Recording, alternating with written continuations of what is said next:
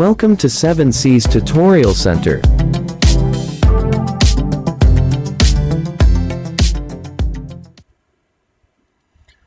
Magpadayon na usab kita karon sa tong pagtuon sa Microsoft Excel. Ani na ta sa tuang activity number 4. Ang atong buhaton diri murag gyapon mag-duplicate ta sa atong sheet.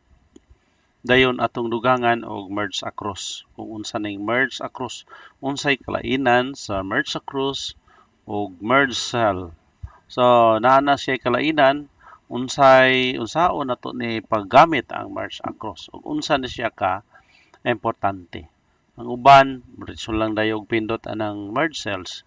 Wala sila ka hibalo kung unsa ka kanindot gamiton ang merge across. So karon mag-abri na pud kita og activity adto ta sa ato ang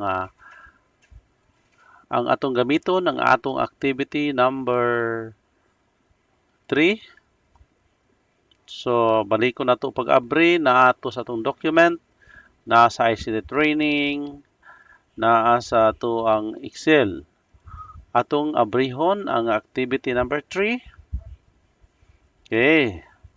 Sayon ra kaayo, gamay ra kayo ang atong activity number 4, pero importante kayo ang atuang buhaton karon nga magamit jud sa atuang uban pa nga mga activity or sa uban pa nato nga mga buhaton diri sa atuang Microsoft Excel, no?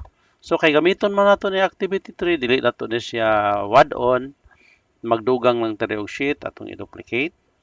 Right click lang nato, move and copy, move to end, then create a copy, then click OK. Mag-anad ta ana. Dayon ato lang ning i-rename. Himuon nato na siya nga activity number 4. Okay. So karon ana tay heading sa tong table. Dayon kay na naman tay heading sa tong table. So buhaton nato ani ato na dayon ning walaon ning mga linya diri atong i-merge, no? So kung mag-merge ta ani ang uban nig-merge nila ana dayon ila ning birahon padulong sa ubos.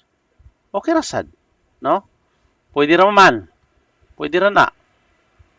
Nga inatuon ninyo, no? Highlight dayon merge and center, dayon birahon. Okay. Ang disadvantage lang aning i-merge cell ninyo, dayon drag down. Kung doon na mo yung mga nanga-type, mga wala gid siya. Mga wala, no? Pananglitan. Literal lang akong i-type haron dili ta madugay. Dayon B, C, D, E, F. Okay, pananglitan ka na. So unsaon man nato ni nga inig-merge nato, ma-merge ang mga rows, matagsa-tagsa og merge ang mga rows, dayon dili ni mawala ning atong i-type. So mana na ang atong target karon. Sayon ra kaayo. Apilon pa nato ng heading ha. Highlight ta padulong dito sa ubos. Dayon paghuman diri mo sa merge cell, merge and cell and center, ari mo sa kilid ang inyong tuplokon kanang merge across. Tanawan niyo unsa may tabo. Nigtuplok nato sa merge across. Okay. So tanawan ninyo. Na-merge siya, na-merge ang mga rows, pero wala ang gitype nga mga litra. So mo na trabaho sa merge across. Ma-merge siya by row nga dili ma-delete ang mga na-type. So dako kay ni siya gamit, no? Dako kay ni siya gamit kung basta mahibawan ra ninyo unya kung magkuan mo og mga heading dito sa babaw, type lang mo dahil inyo nang i-merge across usa niyo center, okay kayo na dali ra. So kari na putas pikas. Okay, dayon merge across na dayon mo. Nahuman ang atong activity number 4. Ang sunod buhaton ato ning i-save as, ayaw kalimot ha, nagamit as activity 3. Himuon nato siyang activity number 4 para dili mailisan ang atong activity number 3, di mailisan ang content adto, mag-save as ta. Save as, So mao ni gibalik-balik nako ni ang save as, no, para dili ta magkasayop-sayop ani.